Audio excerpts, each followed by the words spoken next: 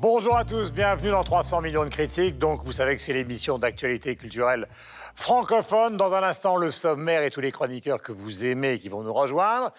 Et pour commencer, Bernard Werber. Bernard, bonjour. Je suis ravi de vous accueillir, écrivain. Tout le monde vous connaît. Vous êtes le parrain des fameuses plumes francophones 2018. Donc, il faut rappeler le principe, Bernard. Le principe, c'est écrire la meilleure histoire. C'est toujours pareil. Et après, il y a Amazon qui va le publier, le mettre en valeur et le faire connaître. C'est surtout une ouverture aux jeunes créateurs. C'est-à-dire ce prix est fait pour que les gens qui n'osent pas écrire se lancent en sachant qu'ils vont avoir la possibilité d'être vus par le monde entier. Moi, ce que je voulais défendre, c'est surtout l'auto-édition. C'est-à-dire qu'actuellement, quand un jeune auteur a envie d'être publié, très compliqué. Il doit envoyer son manuscrit avec des lettres de refus. Moi-même, j'ai envoyé pendant 6 ans mon manuscrit avec des lettres de refus. Alors je sais comme la citadelle est fermée. Alors quand Amazon m'a dit, attends, il y a un prix qui permettrait aux gens qui font des livres un peu différents d'être visibles, je me suis dit, je vais les encourager. Surtout permettre à une nouvelle génération de jeunes de raconter des histoires sur un nouveau ton, qu'on ne soit pas tout le temps à copier les anciens ou ceux qui ont déjà marché, mais qu'on propose des nouvelles voies. Ça a un peu été votre chemin, Bernard, en fait. Ça a été un peu votre chemin. Oui. Parce que le registre Bernard Werber, c'était quelque chose qui était à la fois un peu dans le fantastique, un peu dans le roman. Enfin, tout était un peu mélangé au départ. Moi, je défends une idée qui est d'abord être un raconteur d'histoire. Maintenant, il y a toute une tradition de style qui dit d'abord le style et après l'histoire. Alors, évidemment, il y a les deux tribus qui se font la guerre depuis longtemps, mais moi, je crois que d'abord le squelette et après on met la chair dessus, d'abord la bonne histoire et après on peut travailler le style. Donc, ça a été un peu compliqué dans un monde où le style règne de faire apparaître une tradition qui est à côté, qui pour moi a démarré avec Rabelais, qui a continué avec Jules Verne, qui est une tradition parallèle, qui est celle des feuilletonistes aussi, Alexandre Dumas, qui est ceux qui pensent d'abord au suspense et à relancer l'histoire plutôt qu'à faire la longue phrase avec plein de jolis mots de vocabulaire qui va impressionner et peut-être fournir des prix littéraires. Donc c'est un peu pour ce combat-là, pour ouvrir le monde de l'édition aux raconteurs d'histoire, aux conteurs. Vous savez, cette tradition qui existait déjà du conteur au coin du feu, le griot. L'homme qui, tout d'un coup, se rappelle d'une jolie expérience, d'une aventure, et qui va la raconter, mais sans avoir l'envie qu'on l'admire, mais juste avoir l'envie de tenir les gens en haleine. Est-ce que vous avez l'impression, Bernard, pour avoir eu justement, d'une certaine manière, avant l'énorme succès, l'humiliation ou les difficultés de l'auteur qu'on ne publie pas, est-ce que vous avez l'impression que, grâce à ce système, on va ramener dans l'édition classique, ou peut-être pas d'ailleurs, mais des gens qui vont obtenir un succès et qui vont pouvoir marquer auprès du grand public leur différence? Exactement. Je crois qu'il y a d'autres formes de littérature qui ne sont pas visibles, qui pourront apparaître. Il y a par exemple, tout ce qui est fantastique, science-fiction, polar, thriller, mais aussi les livres feel-good. Tous ces livres-là sont très peu visibles et dans les médias et dans les librairies. Et peut-être que, du fait de l'auto-édition, il va enfin y avoir la possibilité pour le public de dire on aime aussi ces livres, on aime aussi être surpris, on n'aime pas qu'on nous serve tout le temps le même plat qui a déjà été servi et qui a déjà été récompensé 1000 fois, mais dont on connaît le goût et qui ne nous surprendra pas. Je crois que l'une des fonctions de la littérature est de surprendre, et l'une des autres fonctions de la littérature est de divertir, c'est-à-dire de vous sortir de l'ordinaire pour vous ouvrir de nouveaux horizons, de vous ouvrir de nouvelles perspectives, faire comprendre des choses que vous ne connaissiez peut-être pas avant. Voilà, merci Bernard d'être venu nous voir. Merci à Voici vous. donc le sommaire de cette édition de 300 millions de critiques et les chroniqueurs derrière pour que nous passions ensemble en revue l'essentiel de l'actualité culturelle francophone. Le sommaire. Le musée d'art contemporain de Lyon accueille une exposition de l'artiste franco-algérien Adel Abdessemed. Dans une installation vidéo, on voyait des poulets suspendus par les pattes en train de s'embraser. Sur les réseaux sociaux et avant toute explication, cette œuvre a provoqué un tollé des défenseurs de la cause animale. Suite à la polémique, le musée et l'artiste décidaient donc de la retirer. Sommes-nous face à une nouvelle forme de censure? Nous en parlerons. Nous nous sommes déjà posé la question de savoir si la langue française convenait au rock. Aujourd'hui, nous allons voir que la langue malgache convient parfaitement au rock. C'est celle qu'utilise Christelle, une rockeuse atypique que nous avons tous écoutée. Et nous allons aussi nous intéresser à L'Homme de Lille, un documentaire du réalisateur québécois Bruno Bouliane, un portrait en creux de l'artiste Jean-Paul Riopel, que l'on découvre au travers du témoignage de celui qui le guida pendant 30 ans sur une île sur laquelle il aimait à se retirer. Et comme chaque semaine, le Zap Culture nous fera faire un tour du monde de l'actualité culturelle. 300 millions de critiques, c'est tout de suite.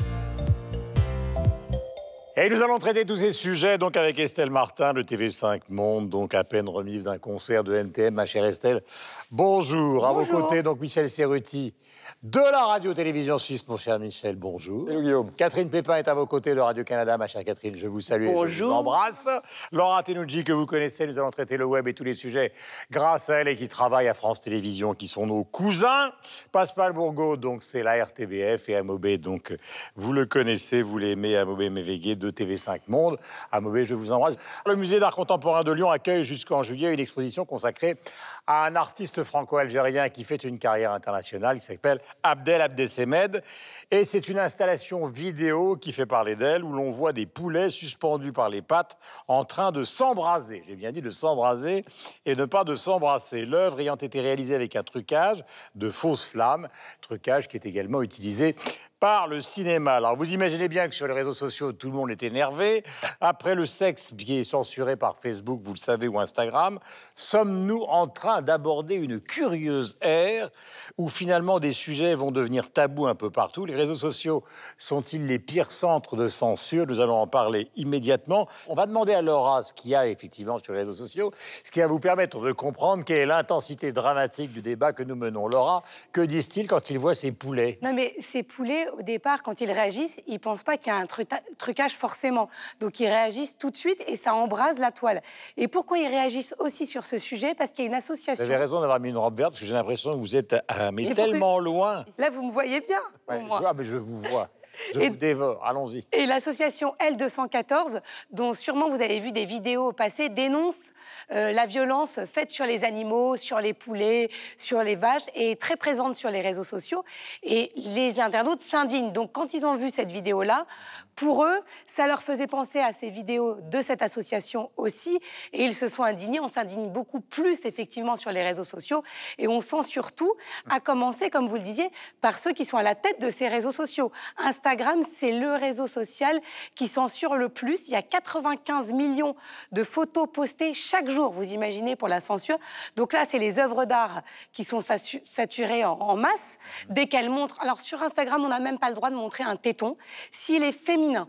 C'est-à-dire qu'il y a même un mouvement qui a été créé qui s'appelle Free the Nipples, libérer les tétons, où certains internautes viennent coller sur les œuvres des tétons masculins grâce à Photoshop pour qu'ils puissent, ces œuvres puissent être libérer les tétons. Mais ça existe vraiment, pour prouver à quel point partout, hein. Cette censure est absurde. Il y a une sculpture, la Vénus de Millendorf, qui date de 30 000 ans avant Jésus-Christ, qui a été retirée de Facebook.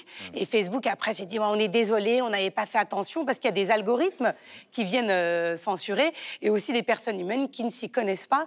Donc, effectivement, par ordre, c'est Instagram qui censure le plus, après Facebook, et en dernier, Twitter. Et puis, les internautes, hein. On l'a vu avec Florence Foresti qui récemment s'est indignée parce qu'il y avait des couvertures de magazines pornographiques sur les kiosques dans Paris. Et tout le monde s'est indigné en disant comment il y a des couvertures de magazines porno sur les kiosques. Et le magazine a répondu ça fait des années que ça existe. Ça fait 30 ans qu'on est là, elle a mis du temps à répondre. Ça entraîne des pétitions, c'est ça en fait. Il y a de plus en plus de pétitions. Attention. Et c'est ça le danger. Voilà, il faut rappeler que ce jeune homme, car il n'est pas très âgé, Abdel Abdessemed, donc franco-algérien qui est né à Constantine, a commencé sa carrière, puisqu'il a fait des études d'histoire de l'art, en voyant l'un de ses principaux professeurs assassiné en plein milieu, justement, de la bataille entre les islamistes et le pouvoir en Algérie. Donc, forcément, c'est une éducation qui est née dans la violence. Forcément, son travail est marqué par cette violence. Et on se souvient qu'en 2006, si ma mémoire est bonne, il avait fait un portrait de Zidane qui avait fait hurler tout le monde. Et la sculpture. Parce que la sculpture montrait non pas le Zidane de Parreno qui avait filmé tous dans un match du Real de Madrid qui était exceptionnel avec Douglas Gordon, mais c'était le coup de boule de Zidane à Materazzi. Zidane a envoyé une lettre. Comment, moi, coup de boule? Enfin, vous imaginez l'affaire? Comme si l'art était évidemment le lieu de la bienséance. Ça ne l'a jamais été, ni avec Titien, ni avec Marcel Duchamp, ni avec les Demoiselles d'Avignon. Donc, Michel, je m'adresse à vous. En bon Suisse, est-ce que vous avez l'impression aujourd'hui que cette modernité de la communication est devenue pire finalement que l'Inquisition espagnole? Elle est en tout cas assez insupportable, je trouve, et l'exemple d'Abdessemed est assez emblématique parce que effectivement, toute sa carrière artistique, elle est basée sur la dénonciation de la violence en utilisant une certaine violence. Donc, je veux dire, ce qu'il a fait avec ses coqs, ça s'inscrit dans cette perspective. En plus, les fameux poulets ou les coqs, l'exposition, elle date, en tout cas la vidéo, en l'occurrence, elle a déjà été exposée. C'est pas la première fois qu'on la voyait. Elle date de 2013, si ma mémoire n'est pas mauvaise. En l'occurrence, ça a déjà été exposé par le passé. Ça n'a pas suscité de réaction particulière. Cette fois-ci, oui. Donc, en l'occurrence, on voit, et après on apprend en plus que ça a été fait avec un trucage, donc les animaux, a priori, normalement, n'ont pas été maltraités. Donc le type fait quelque chose qui s'inscrit dans un travail de longue haleine, les animaux n'ont pas été maltraités, et en plus, l'objet en lui-même... Mais les gens confondent voir et comprendre. Ils voient un truc, paf, ils ont envie de vous les trucs. Ouais, mais c'est bien ça le problème, c'est qu'aujourd'hui on est dans une sorte de règne de l'émotion au niveau des réseaux sociaux, et une certaine imbécilité, d'un certain suivisme, d'un certain comportement moutonnier, d'une part, et puis deuxièmement, en plus, alors... les ONG, les organisations de défense, bon, je ne vais pas toutes les critiquer, mais il y a aussi un problème de visibilité. Donc, dès qu'on peut aujourd'hui monter au créneau pour défendre quelque chose d'existentiel pour un certain nombre d'associations, dont celle dont on parlait tout à l'heure, vite, il faut le faire, parce que ça va nous donner de la visibilité, ça va nous amener des deniers, même si on n'a pas forcément raison sur le fond de le faire, on va pas réfléchir, on va le faire. Et je trouve que cette espèce d'émotivité galopante, d'absence de réflexion, aujourd'hui, est propre, effectivement, à aller à l'encontre de la créativité artistique. Je pense que c'est une mauvaise chose, fondamentalement. Il ne faut pas oublier aussi que les algorithmes, ils sont quand même programmés par des personnes en chair et en os. Et je regrette, je regrette effectivement que l'artiste en question ait malheureusement... je peux comprendre, hein, je veux dire, moi je suis assis sur cette chaise, je suis bien tranquille, mais qu'il aille céder à la pression et qu'il ait décidé, lui, de faire retirer l'œuvre relativement rapidement, quand même il a essayé de s'expliquer. C'est pas un bon message. Ça a toujours été une bataille parce que réseau social ou pas réseau social, tout à l'heure je parlais de la Vénus d'Urbino de Titien, il n'y avait pas de réseaux sociaux et les gens hurlaient. Donc le problème de l'art, c'est que c'est toujours une transgression, ce qui ne veut pas dire d'ailleurs que l'œuvre soit réussie, car si les artistes transgressent quelque chose, disons si une certaine forme de méthode du scandale, comme en mathématiques, il y a de la recherche scientifique pour essayer d'aboutir à quelque chose, donc on transgresse, ça ne veut pas dire que l'œuvre est réussie, mais ça veut dire que les gens hurlent avant même de savoir si on est face à l'équivalent de Titien ou des Demoiselles d'Avignon, ou si on est dans une tentative, disons, de transgression qui est plus ou moins réussie. On va demander à Catherine ce qu'elle en pense, et après vous aurez le droit de revenir, car vous êtes suisse. Merci. Catherine. On a l'impression que cette transgression se rétrécit aussi de plus en plus. Quelle barrière doit-on franchir aujourd'hui ? Il y a une affaire qui a fait grand bruit, qui a fait beaucoup jaser au Québec, dernièrement d'ailleurs, par le ridicule de la situation. Il y a une pièce de théâtre qui a été présentée au Trident, au Théâtre du Trident à Québec, et il y a une scène dans laquelle un personnage très nerveux fume une cigarette.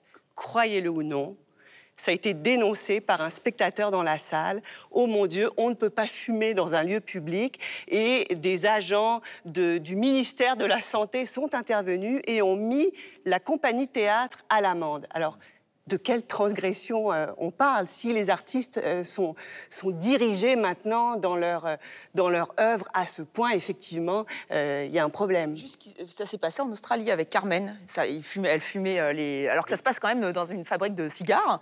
Ils ont osé fumer sur scène et ça a été censuré. Est-ce qu'on est face à l'Inquisition ? Est-ce que vous sentez que c'est une expression de la débilité contemporaine de gens qui ne comprennent rien à ce qui se passe dans le monde de l'art depuis des générations, ou est-ce qu'on voit pointer petit à petit de véritables dangers ? Amobé. Le comique dans l'histoire, c'est que les poulets en question, ils ne sont pas du tout cramés.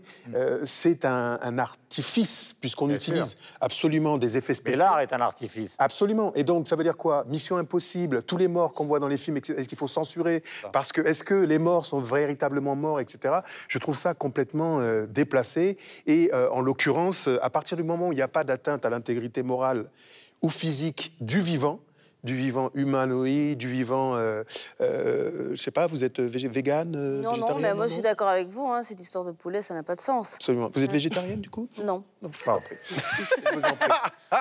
Je sais pas, tout d'un coup, c'est une émission de cuisine en plein milieu de 300 millions de critiques. Végane fabrique. Pascal ! Oui, mais je suis tout à fait d'accord avec vous. Je pense que le problème, c'est pas les réseaux sociaux et c'est pas l'image qu'on renvoie. C'est le problème de société. L'art est le reflet de la société dans laquelle on vit. Et aujourd'hui, on vit dans une société qui n'est pas révolutionnaire, qui n'est plus révolutionnaire. Elle a été révolutionnaire et elle ne l'est plus du tout. Aujourd'hui, on vit une époque qui est extrêmement puritaine, à plusieurs points de vue. Moi, ce qui m'inquiète beaucoup, c'est pas seulement le problème des réseaux sociaux et de l'art. Ce qui m'inquiète beaucoup, c'est au niveau de la politique. Et je vais vous raconter une histoire qui s'est passée là, il y a quelques mois. Il y a une foire d'art contemporain à Madrid, qui s'appelle Arco, que vous connaissez tous. Et il y avait un artiste, Sierra, qui a fait 24 portraits des responsables catalans qui sont aujourd'hui, certains sont en prison, d'autres sont en fuite, enfin on ne revient pas là-dessus. Et ces portraits sont pixelisés, mais on les reconnaît. Et il s'appelle Portrait contemporain, portrait de prisonniers politiques dans l'Espagne contemporaine. Eh bien, la foire d'art contemporain elle-même a décidé de décrocher ces photos, pas à la demande du gouvernement, ni d'autorités politiques, municipales. L'anticipation. L'anticipation, l'autocensure. Et donc on revient. Là, c'est grave. Là, ça devient grave. Quand c'est au niveau de la politique, c'est grave. Vous vous souvenez qu'à la Force de l'Art à Paris, par exemple, il y avait eu un portrait d'Émile Louis qui avait été fait par Jan Peiming. On avait, puisque c'était en plein milieu du scandale d'Émile Louis, enlevé le portrait, justement, considérant que c'était un problème. Je répète, parce qu'il ne faut pas tout confondre, qu'il y ait chez les artistes un besoin considérable de transgresser la réalité, c'est ce qu'on parlait tout à l'heure avec Aoué, ne veut pas dire pour autant que tous ceux qui l'essayent le réussissent, que tout le monde n'est pas Marcel Duchamp. Mais on va demander quand même à Laura son avis, et on va continuer la conversation. Non, mais je pense que pour répondre Laura à votre question... Laura ne se contente pas de consulter les réseaux. Non, mais les réseaux sociaux sont quand même responsables parce qu'ils exacerbent. On donne une tribune à des gens qui n'auraient pas eu la parole il y a quelques années. Aujourd'hui, si on s'insurge, moi, particulier, je peux m'insurger, envoyer un tweet qui va être retweeté et ainsi de suite. Alors qu'il y a 30 ans, on ne donnait pas la parole comme ça avant d'avoir... Paradoxalement, les réseaux sociaux, mais c'est ça que je voulais rajouter. Je trouve que un des problèmes, ou le problème pour moi le plus important, c'est celui-ci. C'est-à-dire qu'aujourd'hui, la virtualité s'est tellement inscrite dans notre façon de vivre par les réseaux sociaux que le public en général commence à plus être capable de faire la différence entre le réel et le virtuel. C'est-à-dire qu'on est dans le virtuel en croyant être dans le réel. Parce que vous, moi, nous, tout le monde, on inscrit notre propre réalité, je ne sais pas si vous me suivez, c'est un peu compliqué, dans la virtualité des réseaux. Vous êtes très clair, hein. Dans la virtualité des réseaux. Lumineux comme le ciel du Cervin. Merci, j'essaie. Non, mais d'une manière quotidienne, et à tel point qu'aujourd'hui, on en vient gentiment à confondre, on ne sait plus ce qui est réel ou virtuel. Et donc, on prend les œuvres d'art... C'est plutôt le cas pour les adolescents, les adultes, ils se défoutent. Ah, bah écoutez, quand on voit la réaction qu'il y a aujourd'hui par rapport à cette virtualité, par rapport à l'œuvre d'art et ce qu'elle signifie, et l'impossibilité pour une bonne partie du public de prendre du recul et être capable de l'analyser comme tel, moi je me dis qu'il y a toute une éducation à refaire. Je vais donner un autre exemple, pardonnez-moi, je lève la main, le Pisse Christ d'Andrés Serrano, le célèbre photographe, qui avait fait justement un Christ magnifique, mais évidemment utilisé avec des urines, etc., pour dénoncer le puritanisme, enfin bref, etc. Scandale absolu, parce qu'évidemment, pour la morale classique, c'est quelque chose qui est relativement insoutenable. Mais ce qu'il faudrait qu'on arrive à dire pour conclure, c'est au fond, est-ce que c'est Fahrenheit 451 de François Truffaut? C'est-à-dire, est-ce qu'on va finir par tout brûler, ce qui ne correspond pas à la morale publique? Alors, on est arrivé... Attends, on va donner à Catherine. Ah, pardon. Merci Estelle. Non, simplement, il y a une artiste québécoise qui s'appelle Miss Me qui parle d'une nouvelle jurisprudence morale quand elle évoque les réseaux sociaux. Elle dit on ne peut plus les ignorer comme artistes, c'est plus possible. Et par rapport à sa propre expérience, alors récemment, elle a proposé un projet, c'est une artiste de rue, mais elle est représentée également par une galerie, et elle a présenté un projet qui s'appelle Pussy Luminati. Alors, c'est inspiré de ce symbole des Illuminati, le triangle avec un œil en son centre. Et pour elle, ce symbole évoque le sexe féminin. Donc, elle s'est inspirée de ce symbole pour représenter des collages de sexe féminin avec des ornements, tout c'est très joli d'ailleurs, des gros plans. Et elle a eu beau pixeliser tout ça sur Instagram, essayer de cacher le plus possible, mais en même temps, elle a une promotion à faire pour son exposition. Eh bien, ça a été censuré et c'est un combat quotidien pour elle. C'est pour ça que je rappelle que c'est un combat, mais ça ne veut pas dire que toutes les œuvres qui fonctionnent ou qui démarrent sur l'idée du scandale sont forcément des chefs-d'œuvre du niveau des Demoiselles d'Avignon, parce qu'il y a l'intention qui existe et puis il y a aussi l'histoire de l'art qui finit par trancher. Deuxième sujet, nous allons parler de rock malgache. Vous voyez, nous parlions il y a un instant d'un artiste né à Constantine et maintenant le rock se déplace. Donc, nous nous sommes déjà posé la question d'ailleurs de savoir à plusieurs reprises si la francophonie, la langue française, fonctionnait avec le rock. Aujourd'hui, nous allons voir que la langue malgache convient parfaitement, en tout cas, c'est la question qu'on va poser au rock'n'roll. C'est celle qu'utilise Christelle, qui est une rockeuse totalement atypique, dont nous parlerons après ce sujet, donc, qui évidemment l'a décrit, sujet de l'excellente chaîne qui est TV5 Monde. Le voici. Elle a 22 ans seulement, une énergie folle. Christelle incarne la nouvelle scène malgache.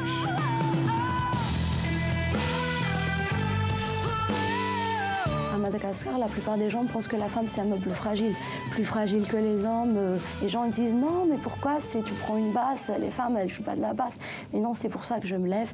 Une femme, il n'y a rien que la femme ne puisse faire.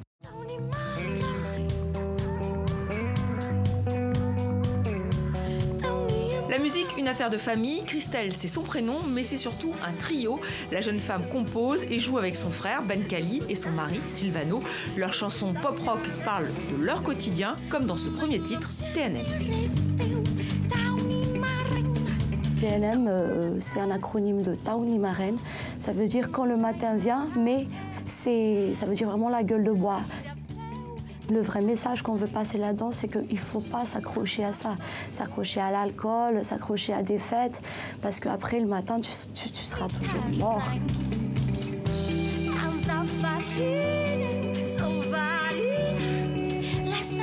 On est jeunes et on sort tout ce qu'on a dans la tête, dans notre âme et tout. Et on veut bien péter la scène.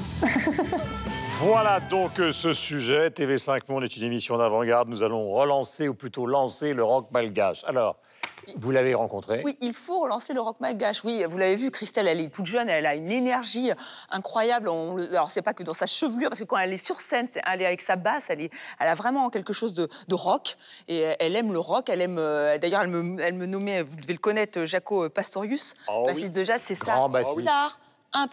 Absolu. Elle m'a dit... Moi, mais elle a découvert à 8 ans. Mais oui, à 8 ans, et c'est ce qui lui a donné envie de faire de la musique.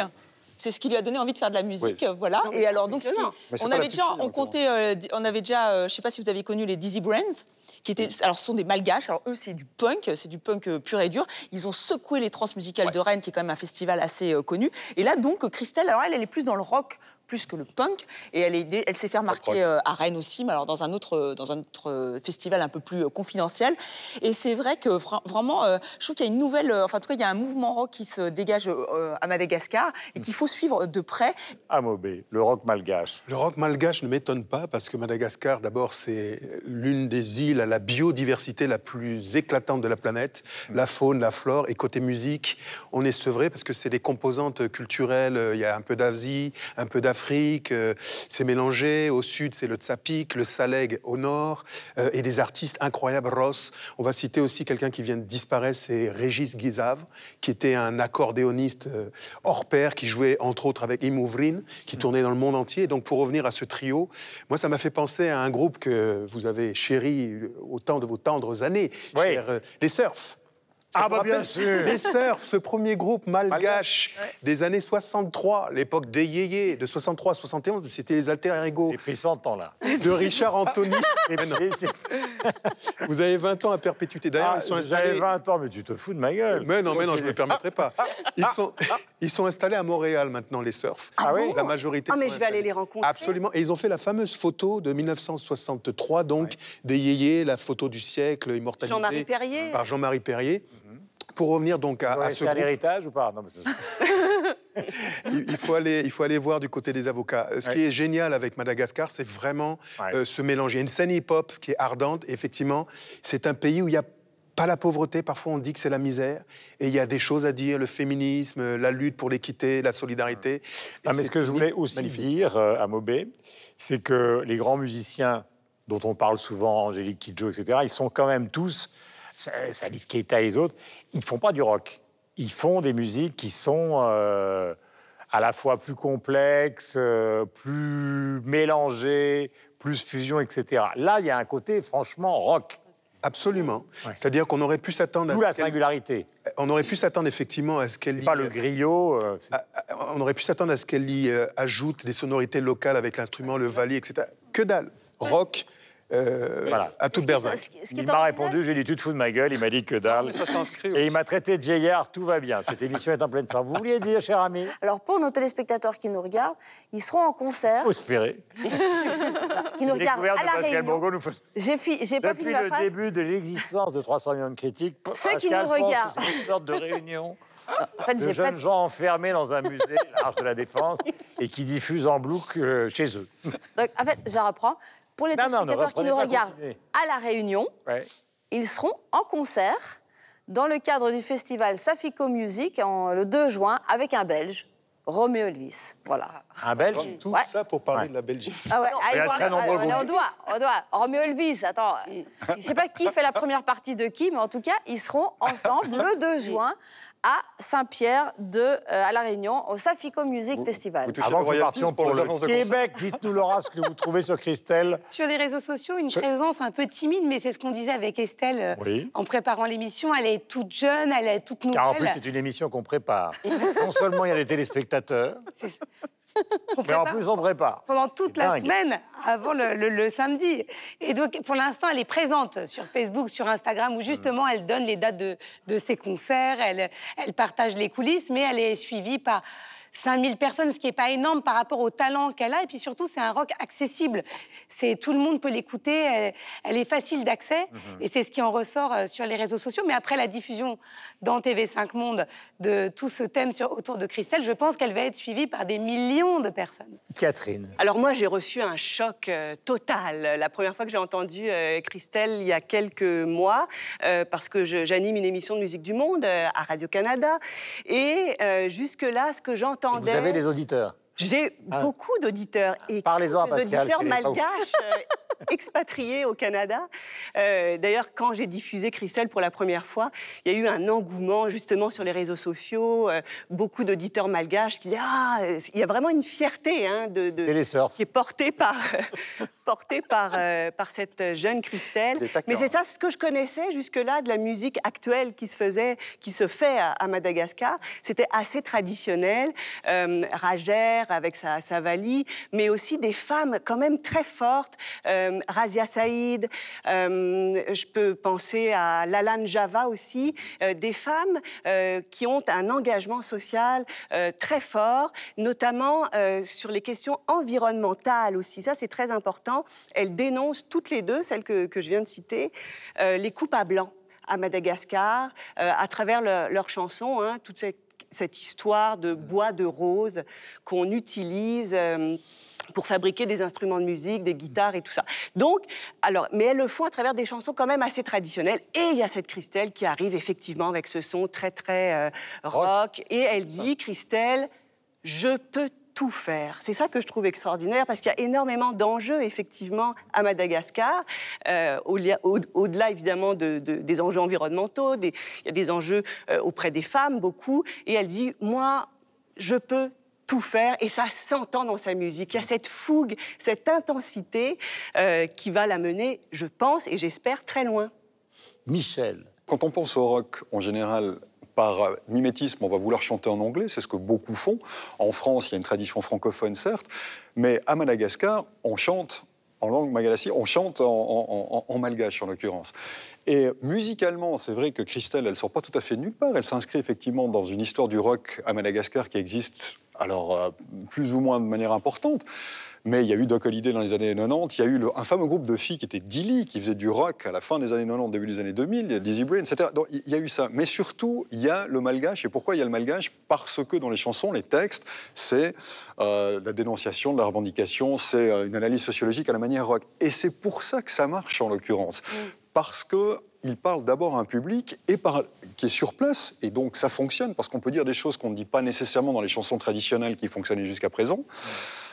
Donc il y a ce cri-là que Dizzy Brain, les Dizzy Brains, eux, mettent en avant de Ça va manière avec le propos. Ils tapent vraiment sur la corruption, sur le pouvoir, ils ont même quelques soucis.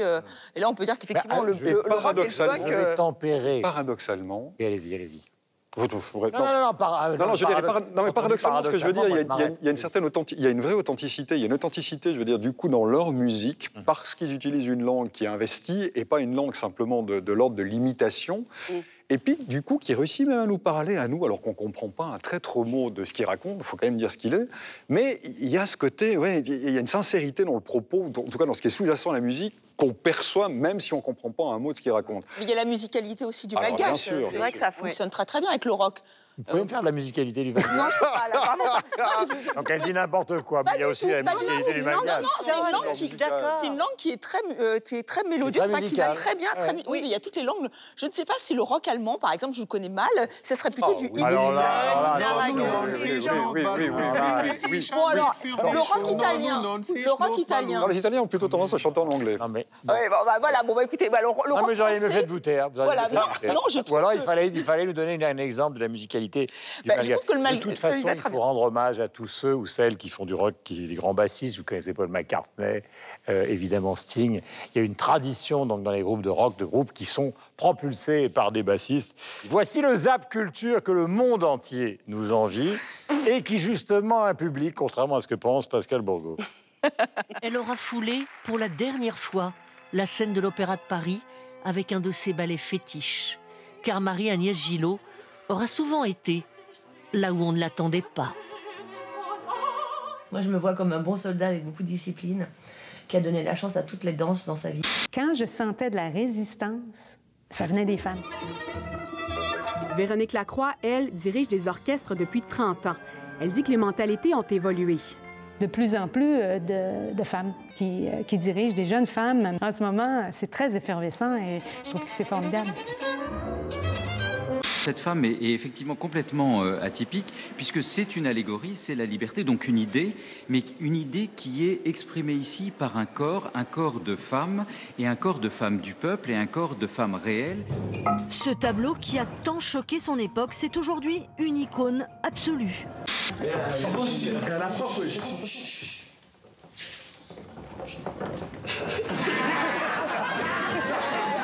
Un prof n'a pas besoin d'être aimé, mais d'être compris. Madame Jekyll a de graves difficultés pédagogiques. Elle ne sait pas faire aimer ce qu'elle enseigne. Aujourd'hui, ce sont les enfants qui mangent. Demain, c'est le tour des parents. Cette année, les garçons vont à l'école. L'année prochaine, c'est au tour des filles. Délestage, la pièce que David Minor Ilonga a écrite, évoque surtout sa vie à Kinshasa, où il a grandi. Le Congolais, lui, il a un peu développé une capacité à lui de rire de ce qui lui arrive comme malheur. Monsieur Brel, votre café avec ou sans sucre? Avec. Pas de problème. Les Snuls. Une bonne nouvelle pour les fans. Ils n'ont plus leur costume tricolore, mais les Snuls sont de retour.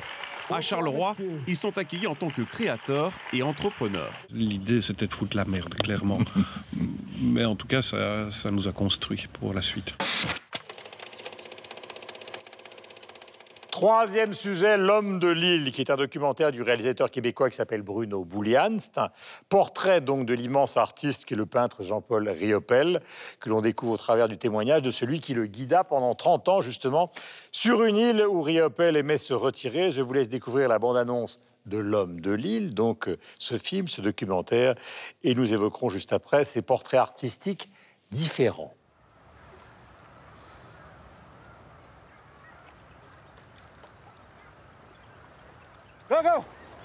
Moi, j'ai commencé à guider j'avais 14 ans. Je pense que je connais les jouets, comme ils me connaissent tout bien tout, là, mais c'est certain. C'est normal, il est élevé là, à Lille.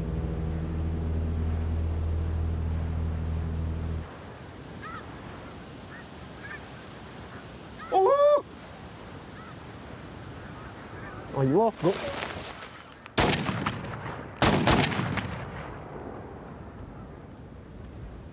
On regarde arriver, ça arrivait tout le temps à plein ciel, tu sais comment ça arrive. Puis à un moment donné, quand il a fait 3 heures au Luxembourg, j'ai vu ça. J'ai vu ça sur le tableau.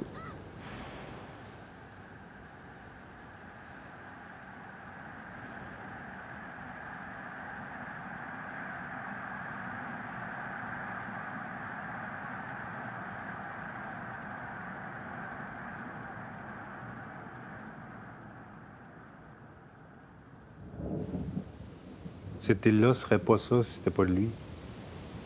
Même qu'il y a des princes, des rois ou des reines qui viennent chasser chez nous, ils sont encore chez Gilles Gagné.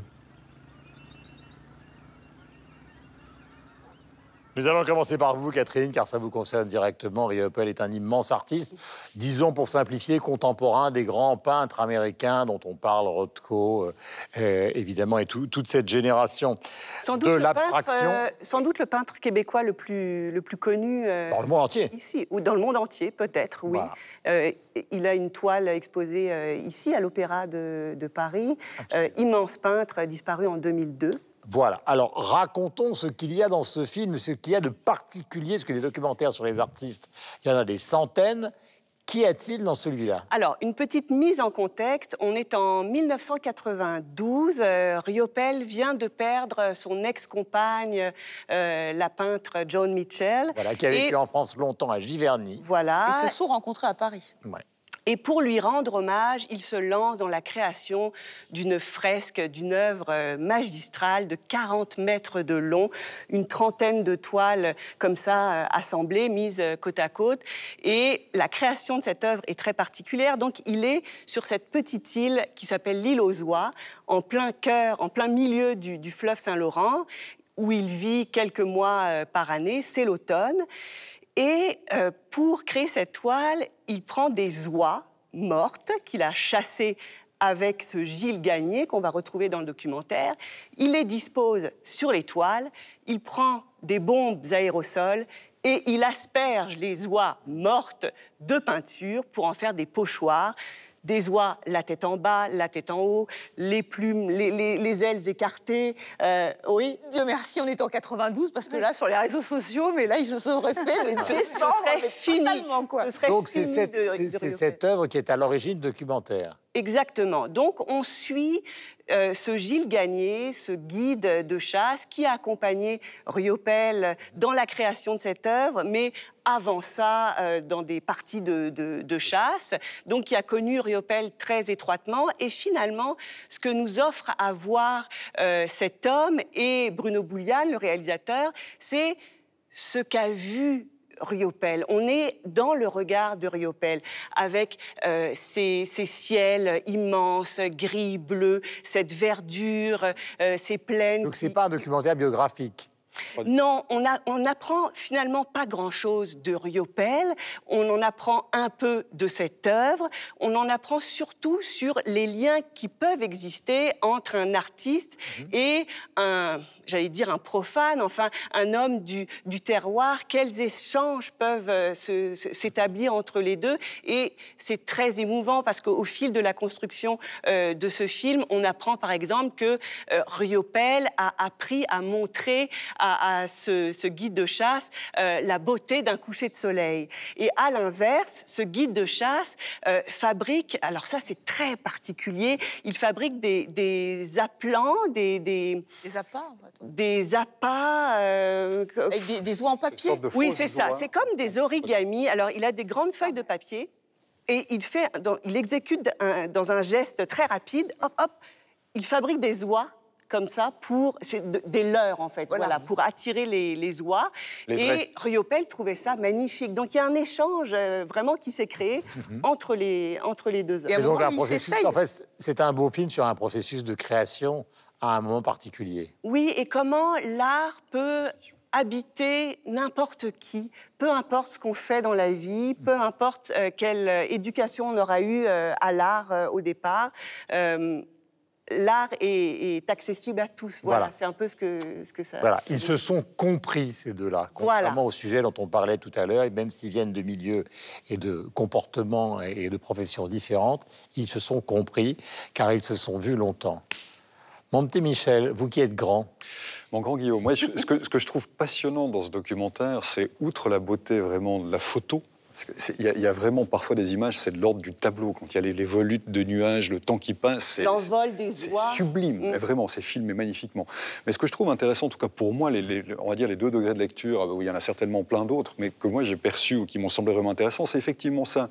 C'est d'un côté, comment un artiste réussit à transmettre une certaine vision de l'art à un profane qui n'en a pas, et comment un profane réussit à transmettre une idée de la nature à un artiste qui pourra ensuite la travailler. Il y a vraiment eu cet échange. Et puis l'autre chose, alors qui est peut-être un petit peu plus intellectualisée, c'est vraiment toute la relation acteur-observateur. Et puis c'est le côté, l'artiste qui est toujours dans le doute, dans la quête, dans le questionnement, dans la volonté de retransmettre un monde avec sa sensibilité, puis qui est souvent en déséquilibre. C'est un petit peu le rôle de l'artiste, il se pose des questions. Et puis en même temps, il va trouver une source d'inspiration où il va être attiré par quelqu'un qui lui est complètement enraciné, qui est complètement acteur de sa vie, qui est complètement bien avec lui-même. Marc Seguin, qui est l'autre peintre que ce Gilles Gagné désormais accompagne, c'est lui qui le dit très joliment. Au moment, il commande ce respect. Gilles Gagné commande un respect des gens qui savent. Et je pense que pour Riopelle, il y a dû avoir, comme pour certains artistes, l'attrait pour quelqu'un qui est solidement planté quelque part, qui est solidement en accord avec lui-même et qui est capable de vraiment d'incarner la vie et d'être complètement acteur de sa vie, alors que les artistes sont souvent observateurs. Et c'est l'échange des deux. Riopelle a dû instiller un peu de doute dans la vie de Gagné désormais, c'est-à-dire qu'il doit se poser peut-être un peu plus de questions qu'avant. Et Gagné a certainement amené, apporté une sorte d'apaisement, d'ancrage chez l'artiste qu'il était. Et je trouve que cet échange-là, peut-être que je l'intellectualise, mais ça, c'est sans prix quand on regarde ça. Estelle Martine. C'est un échange en plus qui se passe de mots, parce qu'il faut rappeler que même si on ne comprend pas bien le québécois, parce que c'est compliqué de comprendre Gilles Gagné, enfin, quand on n'est pas québécois, et même je crois que quand on est québécois, parce qu'il a un, je sais pas, on peut dire un accent, il a un parler, c'est musical. C'est aussi musical. Il pourrait faire du rock. Il est très calme. C'est pas simple à comprendre tout le temps. Il est très calme. Mais c'est vrai que c'est intéressant. Et en plus, on voit que maintenant, tous les ans, il y a cette pèlerinage annuel de ce guide de chasse qui, certainement, au début, n'avait pas accès à l'art ou peut-être pas un intérêt peut-être énorme pour l'art. Et tous les ans, il va donc voir cette œuvre testament de Riopelle, qui est donc hommage à Rosa Luxembourg. Et on voit, dans le film. Oui, voilà, on le voit dans le film, il regarde, puis il reconnaît, il explique là, là, il m'a dit de mettre les oies comme ça. Et puis surtout, il se reconnaît lui-même dans son petit canot. C'est extrêmement touchant. Et c'est vrai que ça nous apporte une autre connaissance. Alors, c'est vrai que si on ne connaît pas Riopelle, ça ne va pas nous parler effectivement de l'étendue de son œuvre. Moi, j'ai vu que les Canadiens disent quand même que c'est leur Picasso. Et c'est vrai qu'il a touché à tout. Il a aussi bien fait de la sculpture, de la gravure. Il a fréquenté Breton. Il a été avec Joan Mitchell. Et là aussi, on ne nous dit pas que cette œuvre, c'est aussi la vie, leur vie à tous les deux. Et que l'hommage, j'ai découvert ça, hommage à Rosa Luxembourg, cette grande dame. Mais c'est un hommage à Rosa Bonheur aussi, puisqu'il appelait Joan Mitchell Rosa Bonheur, vous savez, cette peintre qui aimait les animaux. Non, il l'appelait Rosa Malheur. Rosa Malheur, c'était une allusion parce qu'elle détestait la chasse. Donc ça, c'est très drôle aussi. Donc voilà, mais tout ça, on le découvrira pas dans ce documentaire. Mais il y a ce côté humain, effectivement, qui est passionnant. Brièvement, votre avis à tous les trois. Non pas que vous soyez punis, mais ils ont fait très long. Donc... Non, mais en fait, c'est un deuxième film. C'est-à-dire que pour les profanes, les gens qui ne connaissent pas Riopelle, on apprend surtout la vie sur cette île. Je sais tout de la chasse, des oies, du carnaval. Mais je ne suis pas entrée dans la psychologie de Riopelle parce j'aurais dû voir un autre film avant et aller voir son œuvre. Donc, je trouve que comme première entrée en matière, c'est un peu... c'est trop détaché. Alors, je préfère des films, il y en a, qui ont exploré l'œuvre de manière différente, notamment ce film extraordinaire de Henri-Georges Clouzot, je ne sais pas si vous le connaissez, qui date de Picasso de 1956, où il a réussi à... Il parle de Picasso... un geste, et on en parle depuis 40-50 ans. Non, mais donc voilà, on entre dans l'œuvre de Picasso sans voir Picasso et on suit son trait. Et c'est pas un film qui vous explique. Je vais vous parler de la vie de Picasso. Ou alors un autre film très récent sur Van Gogh, Passion Van Gogh, où on voit les personnages de l'œuvre de Van Gogh en animation. Justement, mais c'est un parti pris, c'est ce que moi je voulais dire. C'est un parti génial. Pris du réalisateur.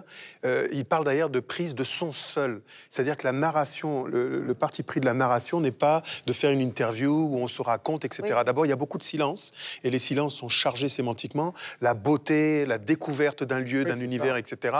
Et c'est un choix. Je me souvenais d'une excellente série sur Arte qui s'appelait Palette, justement, qui était consacrée aux grands artistes et qui était à la fois pédagogique et en même temps, justement, Là, c'est pas du tout l'ambition de ce film d'être pédagogique. Absolument. Et pour faire court, puisqu'on doit faire court, ce qui, moi, m'a ému, c'est le fait qu'après la disparition du maître, eh bien, ce guide de chasse et son épouse, tel un rituel, s'offrent ce qu'ils appellent des pauses de terrasse. Et ils admirent la beauté du paysage et ils revivent. Et c'est le legs, la transmission. C'est ça, c'est la transmission. Je rappelle, pour faire un tout petit peu, justement, de pédagogie, pour ceux qui m'arrivent, que donc Jean-Paul Riopel appartient, alors tout le monde est un peu éclaté dans le monde, à cette grande génération. Vous avez Soulages en France, vous avez Rothko aux États-Unis, Franz Klein, évidemment Jackson Pollock et tant d'autres, qui sont les grands maîtres avant le pop art de l'abstraction expressionniste, etc., et qui ont révolutionné donc la peinture, notamment sur le continent américain, après la guerre. Donc c'est le transfert de l'art de l'Europe aux États-Unis. Et Riopel a été un des grands acteurs, avec John Mitchell, de cette action, même si John Mitchell a vécu très longtemps en France, à Giverny. Chère Laura. Je vais juste rajouter une toute petite chose, parce que Estelle l'a dit, c'est pas évident de comprendre ce documentaire et de comprendre le québécois. Donc je suis allée rechercher sur Internet pour tous ceux qui ont envie désormais de voir ce documentaire et qui ont envie de le comprendre. Il y a des sites qui peuvent vous aider. Il y a jeparlequébécois.com. C'est très sérieux, c'est très bien fait. C'est un Français qui vit au Québec et qui a été reprendre... Vous vous souvenez de Xavier Dolan où Marion Cotillard apprend le... Et justement, sur son site, il y a des extraits du film où Marion Cotillard prend l'accent québécois et il se sert des films québécois pour vous faire comprendre la langue et habituer votre oreille au québécois, ce qui sera un peu plus facile avant de regarder le documentaire parce qu'il n'est pas évident. Mais ça parle Catherine, comment on dit gonfler les pneus d'une voiture en québécois, par exemple? Mettre de l'air dans les tires, je sais pas. Ah, voilà. D'où la nécessité d'y comprendre quelque chose. Je voulais juste... Vous avez tous été éblouis par les paysages, n'est-ce pas, dans ce film-là. C'est un film contemplatif et qui pose aussi, et je voudrais peut-être conclure là-dessus, qui pose aussi la question de l'influence de l'environnement sur l'artiste. Et c'est très important, ça, au Québec. Juste à côté de l'île aux Oies, sur laquelle se déroule ce film-là, il y a l'île d'Orléans, sur laquelle Félix Leclerc a vécu et qui a été également très influencé par ces paysages, par cet environnement. Alors, ça compte, ça, je pense, au Québec. Monet et ses jardins, les nymphéas. Mais voilà, bien sûr. C'est une vieille histoire, les chants de Van Gogh ou de Millet. Alors, les coups de cœur, mon cher Amobé, puisque vous avez été puni par la brièveté, justement, de votre intervention, vous avez le droit à un premier coup de cœur. Je vais pouvoir étaler ma sapience sur le grand talent d'une chanteuse que je chéris tant. C'est Lio. Lio, la chanteuse, les brunes ne comptent pas pour des prunes. Belge. Le retour, un nouvel album et un hommage à l'un des plus grands, à une légende de la bossa nova brésilienne. Il est du même acabit pour ceux qui vivent au Brésil que les João Gilberto, les Gilberto Gil, etc., les Gaetano Veloso. Il est beaucoup moins connu. Il s'agit de Caimi Dorival. Donc c'est tout un album entièrement dédié à l'œuvre de ce grand compositeur et interprète. Et pour l'occasion, elle retrouve Jacques Duvall. Et Jacques Duvall, c'est son complice du début, parce que Jacques Duvall a connu Lio, elle avait 8 ans à peine, et c'est lui qui a écrit les premières chansons que vous portez dans votre cœur. Voilà, avec les surfs. C'est ça.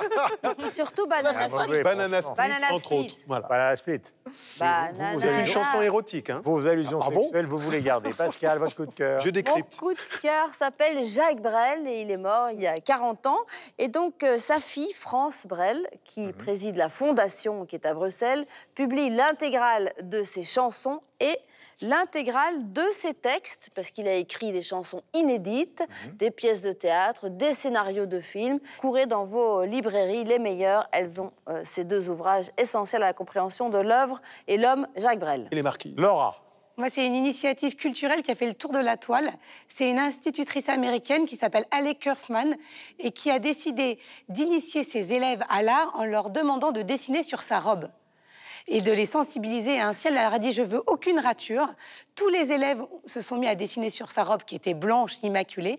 Et ça a été une réussite totale. Elle vient en classe avec sa robe blanche et les gosses dessinent. Et les enfants ont dessiné dessus et ça fait le tour de la toile. Et maintenant, ça a inspiré d'autres professeurs pour leur trouver des techniques ludiques pour inciter les enfants à s'éveiller à l'art contemporain. Je trouve ça très bien. Mais est-ce qu'elle porte la robe après? Oui, elle porte la robe comme on peut le voir sur ces images. Catherine. Sympa. Alors, je vais vous demander de vous livrer tous à un exercice mental. Oui. Essayez d'unir dans votre esprit danse contemporaine et chanson de Léo Ferré. Oui. Vous êtes capable? Bravo. Avec le temps. Moi, je trouvais ça assez audacieux au départ comme pari. C'est le pari qu'a remporté largement une compagnie de danse qui s'appelle PPS Danse. PPS pour Pierre-Paul Savoie, qui est un chorégraphe, et qui présente un spectacle qui s'appelle Corps, Amour, Anarchie. Spectacle de danse contemporaine sur des chansons de Léo Ferré. Et ce spectacle part en tournée jusqu'à la fin du mois d'avril et j'ai appris qu'il allait être sans doute présenté cet automne en France. Bonne nouvelle. Michel Cerruti. Je vais faire rapide puisque j'étais un peu long. Alors, un documentaire pour moi qui est un peu franco-suisse. Franco parce que le sujet c'est les opéras Bastille et à Garnier, ici à Paris. Suisse parce que c'est un réalisateur suisse qui l'a tourné. C'est Jean-Stéphane Bon. Ça s'intitule L'Opéra. Et j'en parle parce que ce documentaire vient de recevoir le Quartz du meilleur documentaire en Suisse, c'est-à-dire le prix du cinéma suisse en l'occurrence. C'est formidable parce qu'il donne la parole aux petites mains de l'opéra. C'est un splendide portrait qu'il réussit à brosser ainsi de cette institution vénérable institution parisienne, ça s'intitule L'Opéra. Vous le trouvez désormais en DVD et sur les sites internet. Très beau documentaire. Et justement, je vais rester à l'Opéra de Paris avec un coup de cœur pour une immense artiste. Et je ne dis pas ça parce qu'elle est grande. C'est Marie-Agnès Gillot qui a dû faire ses adieux au ballet de l'Opéra de Paris. Danseuse, grande danseuse étoile. Et donc à 42 ans, c'est la loi, c'est la règle. Il faut quitter le ballet national de Paris. Un métier incroyable d'ailleurs de ce point de vue-là. Et qui interprète un magnifique boléro de Béja. Voilà, mais là, elle a fait ses adieux sur Orphée et Eurydice, opéra dansé de Pina Bausch. C'était de toute beauté. Donc voilà, j'espère qu'on va la retrouver sur scène, soit avec ses chorégraphies, parce qu'elle a commencé avec des chorégraphies, mais aussi quand elle danse, parce qu'elle a vraiment une personnalité. Elle est atypique, Marie-Agnès Gillot. Elle est trop grande, trop douée, trop différente. Et voilà, je voulais vraiment faire un grand coup de cœur à cette immense danseuse étoile. Voilà, ce qui nous permet de penser aussi à Sylvie Guillem, retirée, mais qui a été donc la reine de la danse mondiale pendant des années. Puisque nous avons beaucoup parlé d'art, Vincent Broquevielle, Le nez cassé de Michel-Ange et autres récits, c'est très amusant, c'est très court. C'est chez Fayard, il raconte Michel-Ange, justement, Rembrandt, Picasso, Warhol, comment ils ont commencé et pourquoi ils ont commencé. Vous apprenez notamment, par exemple, qu'il y a un certain nombre de gens qui ont démarré leur carrière parce qu'ils se trouvaient difficiles à voir, à se contempler. C'est le cas de Michel-Ange, qui, paraît-il, je vais être un peu rapide, mais était très moche, et donc a décidé que tout ça devait être transfiguré. Et puis alors, il faut absolument lire aux éditions Télémac la biographie abrasive de Sophie Chauveau sur Picasso. Donc, c'est les débuts puis la fin, c'est normal. 1880, 1937 et 1938, 1973. C'est-à-dire que vous voyez à la fois le génie et le monstre absolu, mais ça, on le savait depuis des années. Avec ses femmes, par exemple, il allait à la fois avec Dora Maar et avec Marie-Thérèse à Royan en vacances. L'une était à 100 mètres de l'autre. Et il les voyait l'une le matin, l'une l'après-midi en leur envoyant. Plus la fin avec Jacqueline, c'est bien pire que l'héritage Hallyday. Plus la ténacité violente d'un personnage qui, à 80 ans, continue à faire 500 ou 600 tableaux par an et qui est à la tête depuis 1914, alors qu'il mourra en 1973, une fortune absolument colossale, car quand on a fait l'autopsie de toutes les maisons dans lesquelles il était au lendemain de sa mort, on a trouvé, tenez-vous bien, 30 000 œuvres. 30 000 œuvres qui font évidemment le bonheur de tous les collectionneurs richissimes du monde entier. Donc c'est un génie, Picasso, mais ce fut aussi un personnage difficile et vous trouverez tout ça depuis le début dans cette œuvre de Sophie, dans ce récit de Sophie Chauveau en 2 thèmes. Voilà, cette émission est terminée. Nous étions ravis de vous retrouver comme tous les samedis, car ma chère Pascale, vous savez, nous avons un public. Nous faisons de la télévision. À bientôt. Ciao. Se morrer no mar, nas ondas verdes do mar, é doce morrer no mar, nas ondas verdes do mar, a noite que ele não veio foi de tristeza pra mim.